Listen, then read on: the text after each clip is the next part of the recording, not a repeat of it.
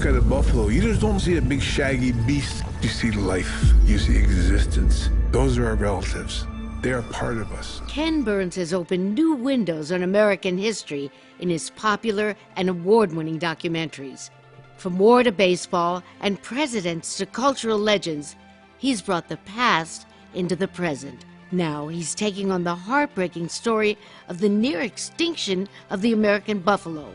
He knows that even as the bison are making a comeback, the battle isn't over. You know, I was just out in Montana, and there's signs that say, kill a buffalo, save a cowboy.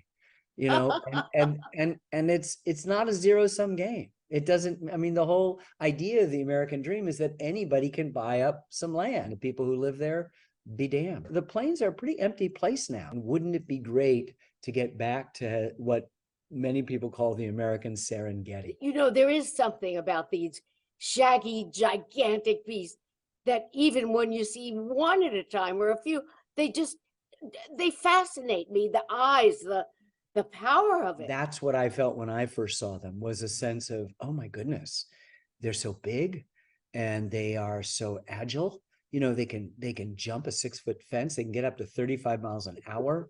They're they don't perish as cattle do in storms. And so there's something really magnificent, and we've made them within the last couple decades the national mammal, and they're the largest land mammals in North America, and they're magnificently beautiful, and they are us. You know, they represent, and they used to be all over. Now there's approximately 350,000 bison. That's nowhere near what they think it was at the peak, you know, 50 million. I know at the beginning of the 19th century, we estimate between 30 and 35 million. But the 350 is not going extinct.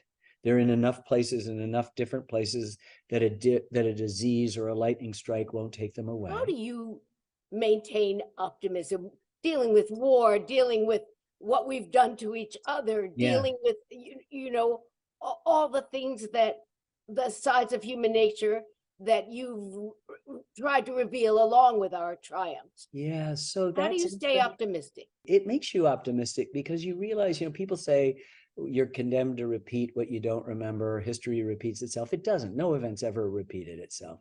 Mark Twain is supposed to say history doesn't repeat itself, but it rhymes. That, if he did say it, that is so right. Ecclesiastes, which is the Old Testament, said, what has been will be again. What has been done will be done again. There's nothing new under the sun, which says that human nature doesn't change. When you just see tiny little acts of kindness that people do for each other, you know, we live in a world, you know this as well as I do, where it bleeds, it leads. And so we tend to focus on the negative and the hand wringing and we're going to hell in a handbasket and all of that. And so you think that we're really catching on, at least some of us? What I've learned after 50 years of doing this is there's only us. There's no them. And, you know, a Native American mother loves her children just as much as anybody else loves their children. Do you think something like telling this story helps give the Indians some I hope pride? so. You know, if you think about the cultures, the moment they're born, they're swaddled in a soft buffalo robe. They're in a teepee whose skin is buffalo. They're collecting water out of a buffalo into a buffalo bladder. They're eating its meat. They're drying it to make a much more nutritious thing, mixing it with stuff. When I look at those buffalo, they're not gone. They're there.